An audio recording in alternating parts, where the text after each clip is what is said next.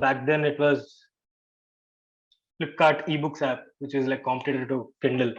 So they asked me to build a feature where we could do a rating or whatever it is. So it all comes from the product manager, and it kept me thinking like, yeah, okay, building though we could do whatever it is. Like we could given a problem statement, we could do something or the other and get it working, right? Explore different tech stacks, different frameworks, get it running, build it and work. But the real thing is like, why are we building it? Like what exactly is the impact of building this feature, and how would this actually help users?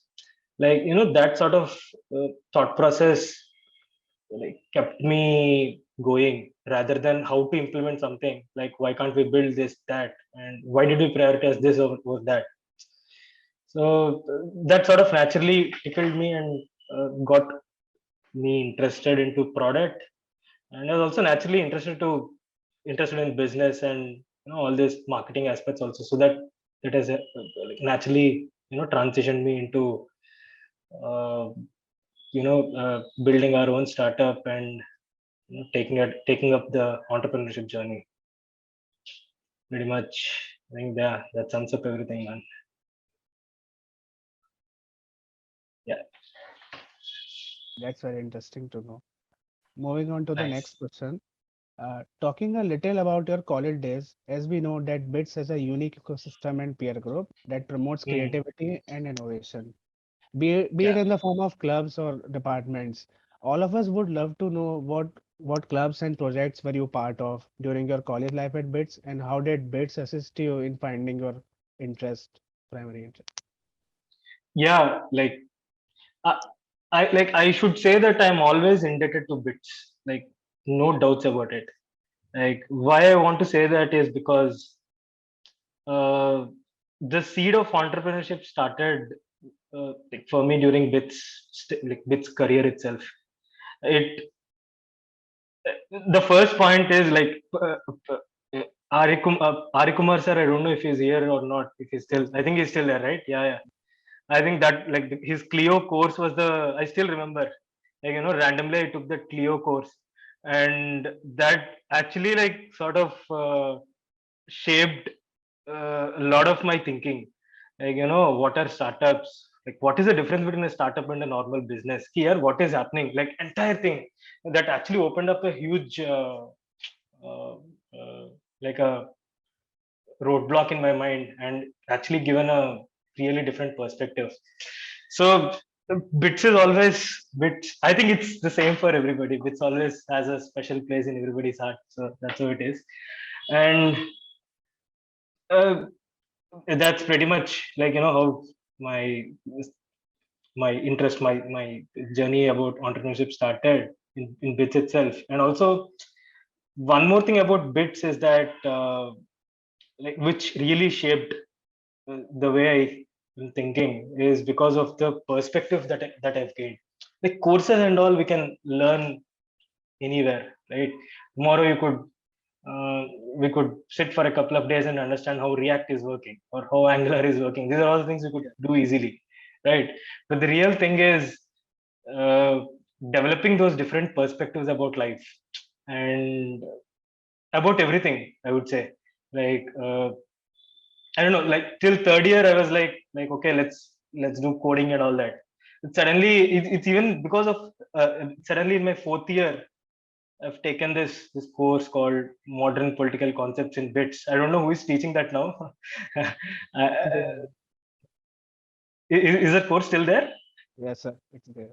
Oh, nice. Okay. So that time, Hari Nair used to be our instructor, and uh, someone said, okay, he's really good, then let's go and take that course. That actually, like it just having all these sort of different uh, exposure kept me thinking a lot.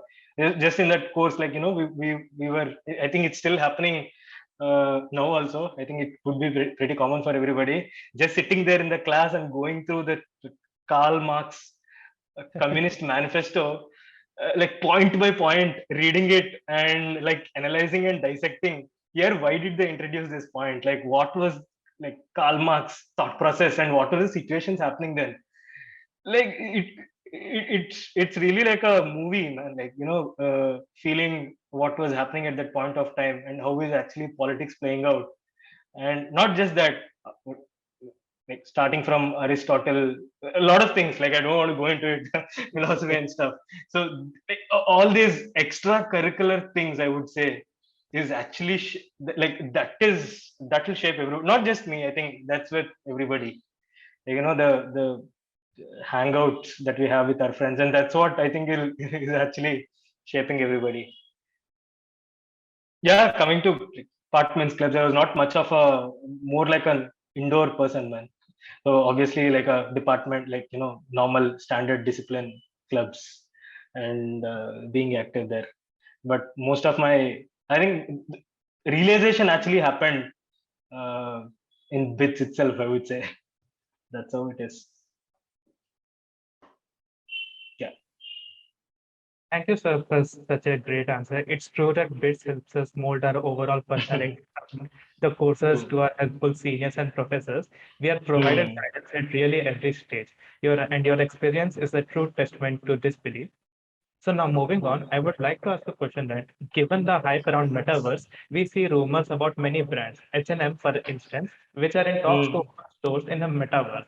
And you had founded Empty Cup, an interior design company. Having significant knowledge about the space, how do you feel metaverse can be full of opportunities for architects and interior designers too? Okay. Um, like firstly, I want to say like this metaverse is not yet well defined. Whatever we are seeing um, out right now, it's just like a fraction, point not 1% of what actually the metaverse could be, or what actually the people are uh, visualizing. So currently in the market, we are just having these VR headsets and just tracking stuff on our body, whatever it is, and some basic apps, right? So like the real scope of like metaverse is huge in with respect to like every industry. Like when you asked, you're asking specifically about interior design, right? Like it's going to be massive, man. Like metaverse is basically it's going to be a recreation of our real world, right? So whatever you want to do, so there's going to be an immense opportunity with respect to like designing the virtual spaces and 3D modeling. How should it look? What elements to be taken care of? Everything needs to be thought through, and it's an immense scope for like interior designers, architects as well. But not just them. I think it's an immense scope for like everybody. Like it could revolutionize even education as well, the way we are actually interacting, the way we are learning. And yeah, I mean, it's simply amazing. I could go on and on. Like there are like um bunch of things which we could actually do in metaverse. For example, the courses that we do. Example, like everything can be gamified. For just take an example, like I'm also fascinated about agriculture and stuff. Just take If you just take agriculture, like there's a lot of value add in, like people should understand about the environment and the causes and all that stuff. So think of a metaverse, a new universe where people could actually go and sow some seeds, plant it, water it regularly, uh, take the fruits out, and even you could inculcate organic farming into it and say that you buy these many cows and prepare the manure, prepare the fertilizer, and then give it according to the correct ratio. Your fruits and crops grow according to that ratio. You take out those output, go out, sell it, earn money, put it back. So it's all that thing can be taught practically, and it can be gamified, like virtually. Like anything that we could do here can be improved there in a 10x format, and it's going to be huge. I'm like fascinating. Like if I just imagine how the metaverse could be, like maybe 5 years, 10 years down the line, everybody would be having, like, all our shirts and pants would be having um, like built-in electronic devices, and it could track literally everything, the way we are feeling, the way we are sensing, the way our body is moving. And even if you see Unreal Engine right now, right, like Manhunt, it could take avatars of your exact faces. It could even replicate our the features, like the way we are smiling. Let's say someone says something, the way we are reacting, all that can be trained, and see how close it could be. Like, and yeah, it's massive, and not just interior designers. Everybody in every field will actually have a crazy uh, impact because of metaverse. Yes, sir, absolutely Yeah. true. Even 2, 3 days back, I read a post where JP Morgan has made established a bank in multiverse. It Hmm. was also amazing to know about it. These technologies are going on. So moving forward to the Exactly. Yeah. next discussion of our topic. DeFi Yeah. is the new big thing in the crypto domain and is catching a lot of attention. Yeah. With decentralized autonomous organizations or DAOs working on some fantastic projects and attracting conventional investors, what do you feel would be the future of decentralization in tech and our lives? Yeah. Like, I think everything is going to be decentralized. There is no question about it, right? In fact, like, who would want someone to control, man? Who would want someone to control you? Who would want someone to say, do this, do that? Like, that's the nature of humanity. Like, there are research articles right from people have started researching about this topic like so much, like before 30, 40 years also, like decent. Even if you go to like Stone Age and where humans were born, right? It's all decentralization. People used to be the way, like everybody used to be, they used to get their own food, they used to hunt for themselves. It's all decentralized environment, and people were happy back then, and it's going to be the same thing in future as well. But not in that way. It's going to be decentralized with complete tech. So, like, literally anything. For example, let me just take some like sort of examples. You could say whatever you're having, right? Just to start with a simple example, just with cab sharings, right? uh, we have already seen like a lot of uh, like we have already seen decentralized apps come out. For example, if you guys have checked out drive.io, I don't know, right? So people are building, and it's already launched first. A couple of months back, they launched their first service in Bangalore also, right? It's a fully blockchain based uh, cab sharing, decentralized cab sharing. So the idea is that, see, again, uh, Uber, for example, companies like Uber, Ola, they're having like a lot of control on like users, and they are enforcing rules on users, drivers. It could be like surge pricing. I was in Hyderabad yesterday, for example. They're like from high tech city to Secunderabad, like it was hardly around 16 17 kilometers, 17 18 something like that. It was showing me a cost of 800 rupees, man. It's like insane. And it, it's going to go away. So drivers are going to set their own prices, users are going to set their own preferences, and everything, like everything will happen according to what the users and drivers would need in the form of governance, like again DAOs, right? Everything will be controlled by a decentralized autonomous organization, DAO.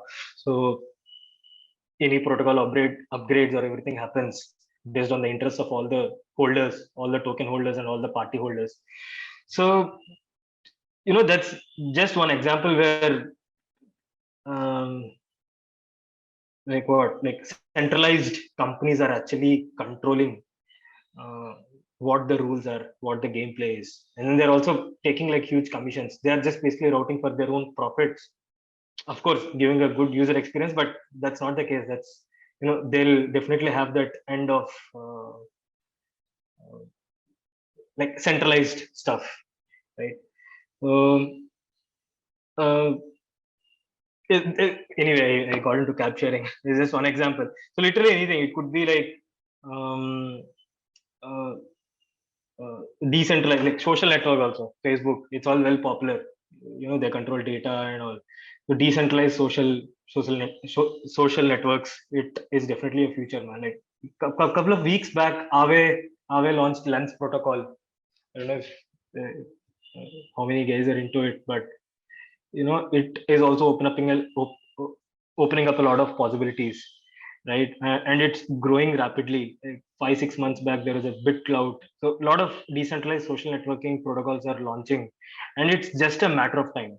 Even so, a lot of people are working on it, and we are going to transition into that decentralized Twitter, decentralized Facebook, and everything being decentralized. Not just this. Like, take Netflix, and why should they charge like $800 per month? Like I watch only 2-3 movies. It's right. So uh, everything is good, and let's say everybody should be able to upload their content and do that. Of course, it has to be curated and all that. So all that will be driven by DAO again, saying that there could be like a multiple versions of Netflix based on different rules. I would say, it would evolve into something like that. But uh, eventually, we'll go there. Not just this. Spotify, Spotify also, like they take a lot of cut in between if you have to launch something from a standard band. And yeah, so like pretty much decentralization is there everywhere. So wherever I see, oh yeah, this is going to get decentralized, man. That's how pretty much I'm thinking about it. And okay, this is all like decentralization in general. If you just look at like things that trigger me are um, like even banks, right? Now they control what we have to do. They just, let's say I transferred like 1.5 lakh to, let's say, one of my friend something, and then I got a notice here, like it got blocked. Like what the heck is that, man? Like it's my money, I can transfer whatever it is, right? So it's too much control. Not just that, let's say WazirX, right? So a couple of months back they banned withdrawals from all the cryptocurrency exchanges. It's my money. It's a registered company in India. I can put my money in a private limited company in India. Like why should government interfere in that? Like it's my money. It's that company is okay. Like it's my money. I can put it wherever I want, right? So that should be the sort of freedom that I would expect, and that should be the sort of transparency that I would need. If government wants to guide, maybe the perspective there could be like, you say, okay, this is bad. These are the pointers. These are the risks that we offer. But the decision is yours, right? That's the sort of right culture also. Um, so all this, pretty much decentralization is going to happen everywhere across, I would say, and all this will be powered by DAOs again, right? I don't know if I answered this question. I started from somewhere and went somewhere. Right. This Okay. is, I think Continue. it was also when we are talking about decentralization, right? So this is just like one part of decentralization, what I was talking about. Like P2E, P2E gaming is going to be much more engaging to the users, right? And again, metaverse, like games in that is going to be future. Like I could um, like literally sense a lot of things. Like imagine like Dogami, for example, is releasing in Tezos, where you can actually grow dogs and spend time with them and nurture them and all that, and you would earn rewards for that. Such a cool stuff. And NFTs, I don't think, like that's one other part of like decentralized environment. Like if you look at the future for NFTs, right? Like it's insane. Um, like imagine how should I say? For example, let's say Amir Khan is launching his new movie, and the release poster of that new movie could be like will be launched as an NFT, and all of us would be fighting to get that NFT, right? So that NFT releasing from the producers itself or from Amir Khan itself is actually adding value to that the specific image. Could be just an image, but signing or this has been launched from official Amir Khan's handle, and I am acquiring it, like I'm owning it. Everybody in the blockchain can see that, okay, like Amir Khan created it and I have owned it, and we could show it, and that is actually bringing the beauty of everything. And just imagine, like, it could be from small actors, small celebrities, small content creators, and small politicians. Everybody is going to use this NFTs.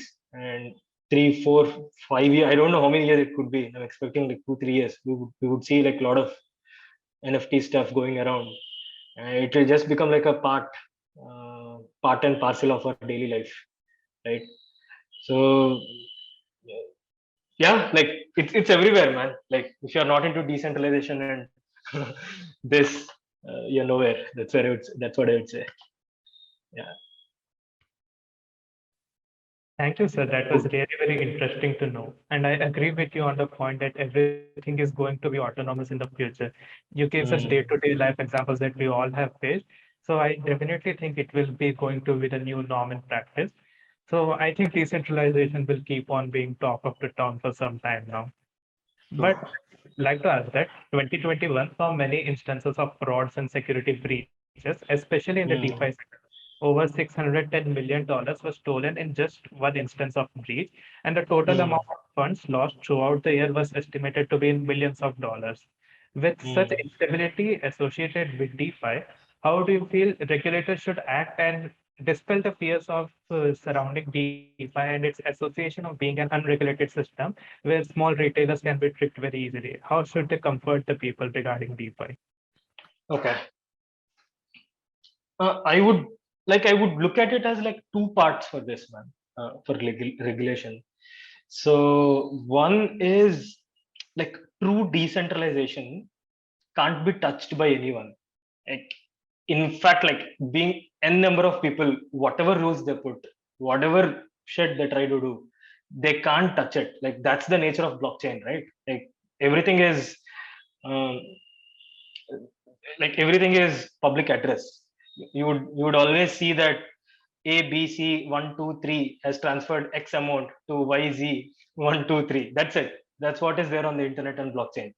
So th- that's the true decentralization and decentralization in real, I would say, right? So if we are doing this 100% decentralization, like no one can touch, no one even knows like who is running what, who is having what. It's impossible, right?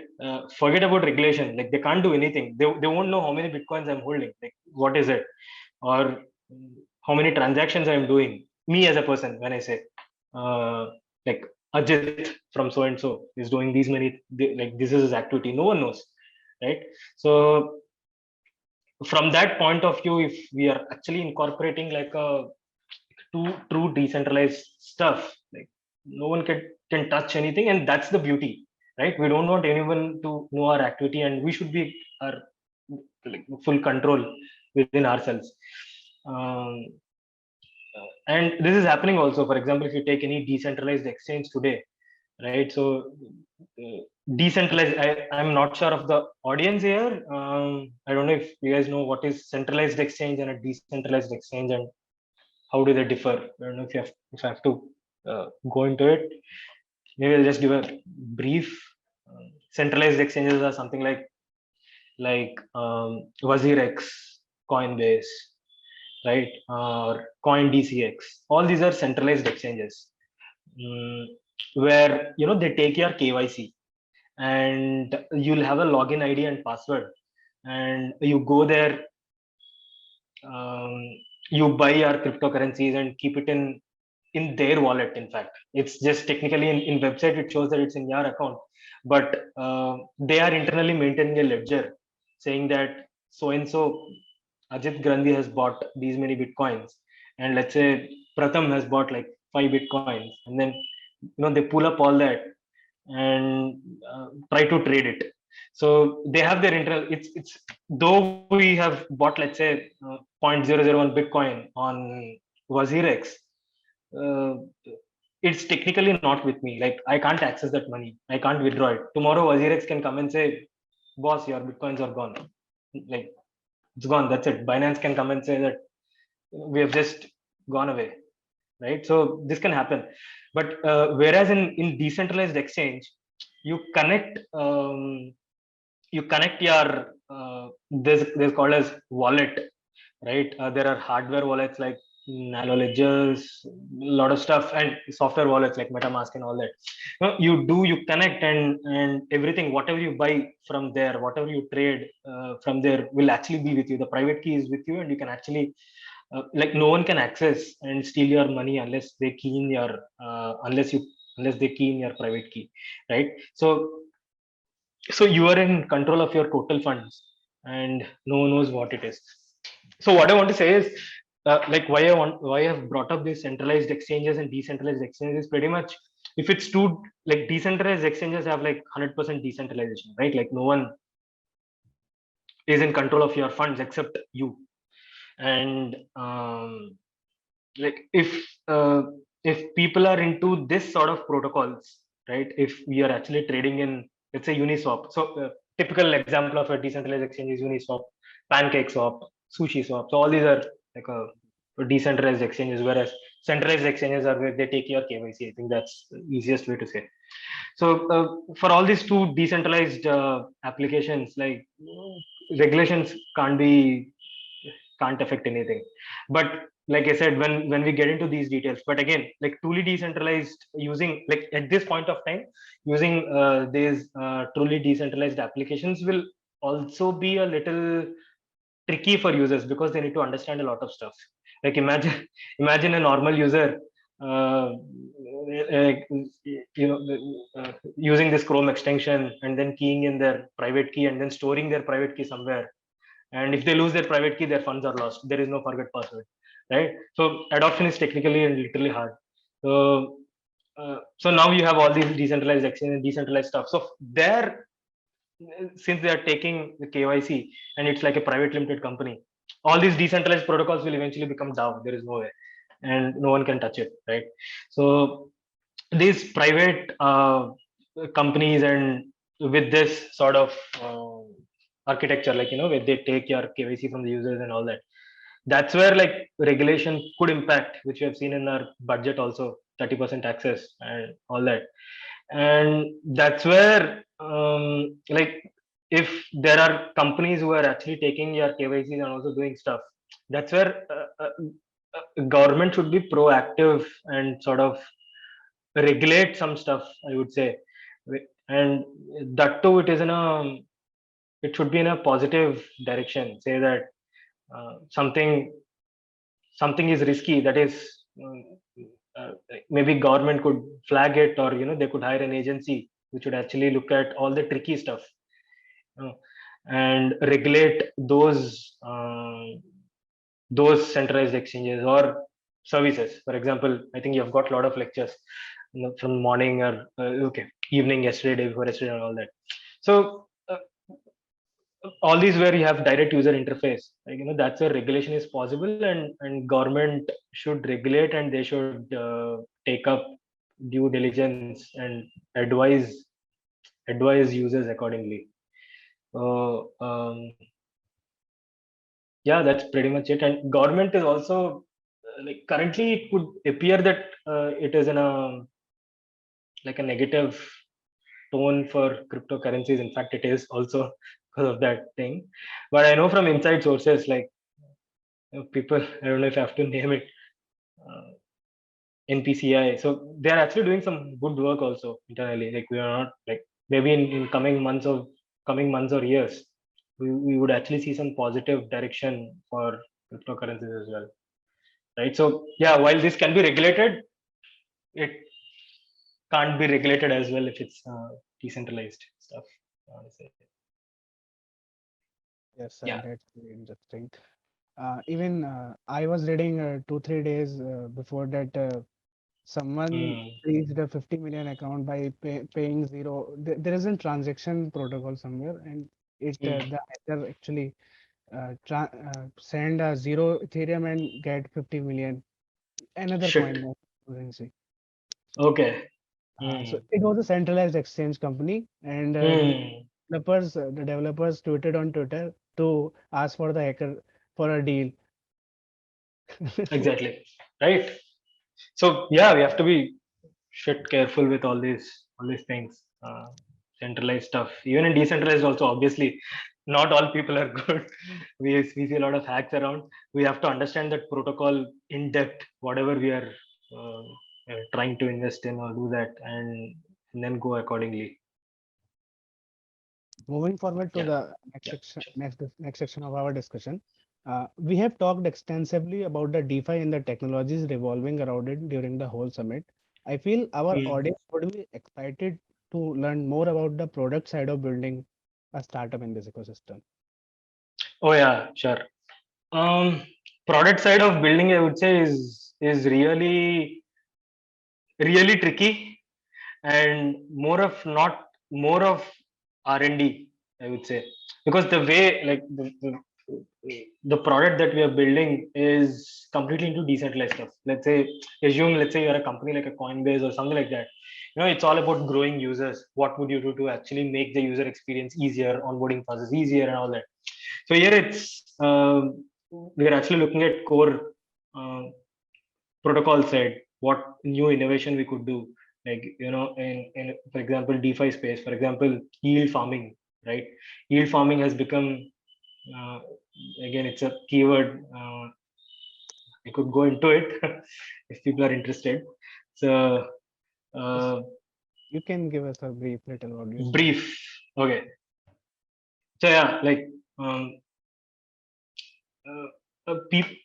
for example, like, say any new protocol that's being launched, right? If you want more users for that protocol, uh, people shell out these incentives in the form of tokens. So some of the tokens, so, like, you come and do like a lot of activity, and we will incentivize you. Like, you add liquidity, for example, take a case of a decentralized exchange, and there are so many liquidity pools. So liquidity pools is nothing but bunch of pairs, like two token pairs, where you could add more liquidity. Okay, this is actually driving me to a lot of things. Automated market. Okay, so you could add uh, um, uh, liquidity to a pair. So when I say adding a liquidity, it would just mean adding more amount of token A and token B to that liquidity pair, so that a lot of cash gets accumulated, and whenever a trade happens for that particular pair, right? It happens at a, like a, uh, without high outlying costs, I would say. Like, for example, the supply and demand, right? To mitigate it, and if you need to have it at a, like, a standard prices, you need to have that liquidity, good amount of liquidity, so that even for a large trade, you get right amount of the other token proportionately, right? So yeah, so yield farming is basically, like, giving out these incentives so that people would try out the protocol and be more engaged into this protocol and keep adding this liquidity, right? uh, any sort of incentive mechanism, be it Aave, Uniswap, SushiSwap, so they try to give these incentives to attract more liquidity. And uh, like, if you try to, like, okay, why I came into this is because, uh, what was the question, man? Sorry, I lost track. Product. Side of Yeah, so building. it's yeah, right. So it's mostly into this R&D stuff, what I said. So this yield farming, for example, so what was happening is, it was becoming like um, all these users, they are just grabbing these incentives, and they are sticking to the protocol for a while and then going away, right? So it's not really, like, protocol is not actually gaining a real users for the protocol. This incentive mechanism, the way, whatever they thought of, like, let's share some incentives so that we get more number of users, is not working. Like, there should be some other sort of mechanisms. The entire 2020 has been this sort of yield farming, whatever I just said, right? Now 2022 and 2021 end, from last 4 5 months, DeFi 2.0 is actually starting, where you could actually see protocols like Ohm tokens, Time Wonderland, and Curve, new, like, couple of weeks back, Solidly was launched in Phantom. So where, like, these incentives, we like it should not, uh, where people are trying to not just give away incentives to these hopping, the people who are just taking the incentives and hopping instead of making. So instead of that, protocols are trying to become more sustainable and reward users if they are actually sticking to it. So it's really in that R&D phase. The entire ecosystem of DeFi is in that R&D phase, where a lot of infra is actually, a lot of standards are actually getting set up.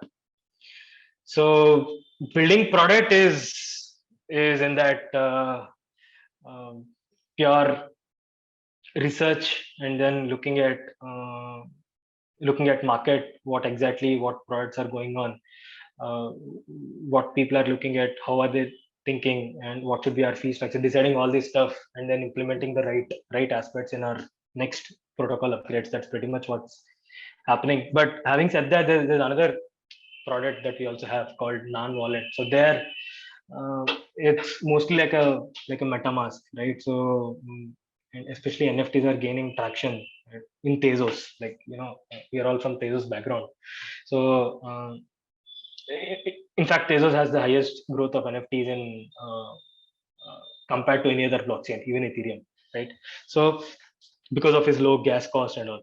So there, it's there you can say that the typical product work of understanding users, what sort of NFTs are they liking, and what sort of education do we need to provide, and what campaigns do we have to run. So how can we grow users, what features can we build. So it's a typical product development, I would say, right? Yeah, so it's fascinating stuff. Yeah, I see. It was really interesting to know, sir. We could get a fair idea about the level of research that has gone behind developing such an intricate and such an interesting technology. So, Yeah. given that at Tezos, you're closely working around the Tezos blockchain and also Tezos, which is a new emerging technology that has already taken the world of blockchain by storm. Could you please break Mhm. down the whole concept of Tezos for our audience here and shed some light on how it can contribute to the world of Web 3.0? Additionally, what is the unique standing of Tezos against Ethereum and blockchain technology? Sure. So Tezos blockchain is something that is unique, and I think it needs good amount of marketing as well, right? Because back then in 2018, Arthur Brightman and Kathleen, so these guys have founded and they've raised like $500 million, right? Which is like insane after Ethereum. And these guys started working on Tezos blockchain from 2014 itself, right? Uh, so there was a lot of buzz around Tezos that time, 2018, but then because of Other went out, and a lot of crap happened in Tezos blockchain, and then it was almost like a flat without development for a couple of years. And now from 2020, Arthur is again back, the founder himself, and then it's picking up like crazy, right? So what is actually unique with Tezos is that the most important thing that I like is self-amending. It's self-amending protocol. So in the last 5-6 years, Tezos has upgraded itself 7 times already, and eighth protocol proposal is actually going on. And all this protocol upgrade happens without any hard fork, right? So, and uh, this is a beauty. So there's no hard fork. Protocol amendments happen automatically, and even the decisions with respect to what features would go in the next protocol upgrade will actually happen in a decentralized way with a proper governance, right? So it's not that, like, community decides something and then upgrades. As in community, as in the top level people, whoever are the founders and the team. It's every baker, like every user who is holding Tez tokens can actually participate in the governance and look at what upgrades Tezos can have in the next upgrade proposal. So, so that's a real beauty. So it's like a truly decentralized blockchain, I would say. And you might see that. So that's why if you see Tezos also, so whatever is already tested out in other blockchains, whatever is actually working good, we could, if it is working, we implement in Tezos and then take it forward without any hard fork. And the architecture is defined like that. So there's like 3 layers: network layer, and you have this consensus layer, and one more other list. It's all architected in that modular way, and it so that it upgrades itself, right? And there are also like test environment for every protocol upgrade, so we could programmatically like test out all the corner cases and test out everything and then launch the mainnet version, right? So it's all written in this format, and of course there is smart contracts and all that stuff, and also uh, uh, one more like crazy uh, like important thing is that it's already a proof of stake, liquid proof of stake, right? Unlike Ethereum, which uh, is proof of work and all that, and which consumes a lot of energy, and it has, all of us know, it has its own demerits. So transaction speed is also less compared to other blockchains like Bitcoin. Of course, there are other blockchains with a very uh, yeah, like transaction speeds are also in the range of like 20 seconds, 25 seconds. It would as protocol upgrades, it would come down to more lesser transaction speed as well. And the gas costs are pretty much, it's very less, right? It's few pennies. So that's why NFTs are also very trending, right? People across the world, the NFT activity has gone crazy in Tezos.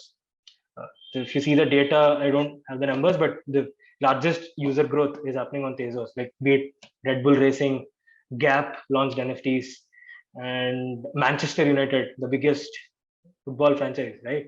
So they are actually wearing Tezos. The branding of Tezos is going on their t-shirts. So yeah, so like, pretty much NFT activity has been like trending like crazy on Tezos if you see the data. Yeah, so these are the unique points I would say, and it's almost there. People just have to come and build. That's why Tezos India is also conducting like a lot of hackathons in all the colleges, and encourage all of you guys to participate as well. Yeah. That was really insightful, sir. We now know what Tezos is all about. Yeah. And even I recently took participate in the Plenty DeFi hackathon, and Nice. I learned the Tezos blockchain and the protocols you were talking about. There is a Mm, five layer of voting and then revoting mm, process going on. true. I I started learning, but there were so many technicalities. It took me 2 3 days to understand all about Tezos. I'm Mm, still learning this. yeah. Moving forward to the next question, working as a product manager at Techo, one of the essential parts of your work would be to identify customer problems and also look out for new opportunities. And given Mm, that Techo is still an evolving blockchain technology, what are some of the mm. challenges that you face while optimizing your products at Techo? Yeah, I like the main thing is like challenges I would say is education and awareness, I would say, right? So DeFi is a space where like anyone can get into DeFi. For example, if you open Uniswap, like any of you guys, for example, can just go and be a user, or uh, any software developer, any regular, any just any normal person who is educated can actually go and use those protocols with a bit of understanding, right? So that's the challenge, like the major challenge I would say, like bridging this gap of making users accessible to all the information and explaining it in a very clear way that users understand how to do it. More tutorials, more engaging content, more content as to like whatever I just explained, for example, yield farming, whatever it is, right? So and finding out those right and educating users so that more people will get into DeFi and try out all the various products and instruments, right? So that is one of the main challenge I would say. Other than that, yeah, like expertise, especially DeFi, right? We need all crazy brainy people to actually come and work on this core R&D stuff. It could be uh, yeah, they're like proper R&D, man. It would involve economics, it would involve mathematics, coding, so finance related topics, be it derivatives, lending, borrowing protocols. So a lot of stuff is there. So anyone who is interested in finance, mathematics, economics, coding should get into DeFi, I would say. Like, that will definitely excite you. So yeah, getting these people is also a challenge. I'm sure the people who are very interested in these type of fields will now explore more into this blockchain and crypto world and also get to know much more about these things. So I would like to add that with many rug pulls and high complexity for users, and also Hmm. sometimes unpleasant user experience, it isn't very easy to navigate through DeFi for beginners. What resources or strategies would you like to suggest to people to get into this field a bit more, and so that our audience also explores these fields and get to know its fullest potential? Okay. Um, like if you guys want to learn about DeFi, right? Like and blockchain in general. For beginners to just understand all these concepts easily, I would recommend like a couple of YouTube channels, for example. Right, one is Whiteboard Crypto Kinematics, which I don't know if most of you will be watching as well. Like they really simplify the content and try to explain you on what's happening. For example, automated market makers, right? It's the trading, the exchange, whatever exchange that we are talking about. It's not like a normal exchange. It's just not like a regular order book where you get n number of orders for one particular stock, and if there is a buyer for a particular price, then you execute a trade. It's not like that, right? So it's without even buyers, we can actually sell stuff. So, so that's the automated market maker. That's the core thing. For example, define a centralized exchange in an exchange, in a decentralized exchange. So all these concepts you can actually uh, get an understanding from Whiteboard Crypto, Finmatics. These are very good YouTube channels, and then start exploring protocols. For example, Uniswap, SushiSwap. You can try out all these things in Tezos. Uh, to try out Plenty, Quipu, and also follow a lot of people on Twitter. A lot of crypto people on Twitter understand what's happening, what's going on in the market, and get yourself added to all the Discord channels. Start collaborating, taking up, like just stay active and ask questions, and then you'll get to know the details about the protocols, and you can invest wisely, or you can understand the protocol wisely and look at how you can use it, right? Especially in DeFi space, it's all about, once you get a hang of, once you have some few crypto tokens, you could make money. You could, just hop over multiple protocols, stake it, do a lot of stuff, and then um, experiment it for yourself and see what is working, how the protocols are working, and it could, you could actually earn a good amount of money if you actually like. But you have to formulate your own strategies, I would say. Otherwise, yeah, because it's like I was saying, right? Everything is tricky. Like you'll have to understand everything from scratch, and only then you have to go and invest, I would say. Otherwise, take like a standard um, world which you have been listening to, right? Flint. So use all these platforms and do it easily, just like any normal user. But all of you guys, I will recommend, okay, you could do that, but you should do your own research, get into the real nitty gritties of DeFi. Like it, not a big thing also, you could just write some sample smart contracts, understand how things are working, and then read about all the protocols, understand and invest. That's what I would say. Those were some very invaluable thoughts, sir. I'm sure everyone must have Yes. derived great value from your thoughts and views. Moving forward, and let's bring us end to our discussion. I would like to take a moment and thank Ajit sir for taking out time from his schedule for today.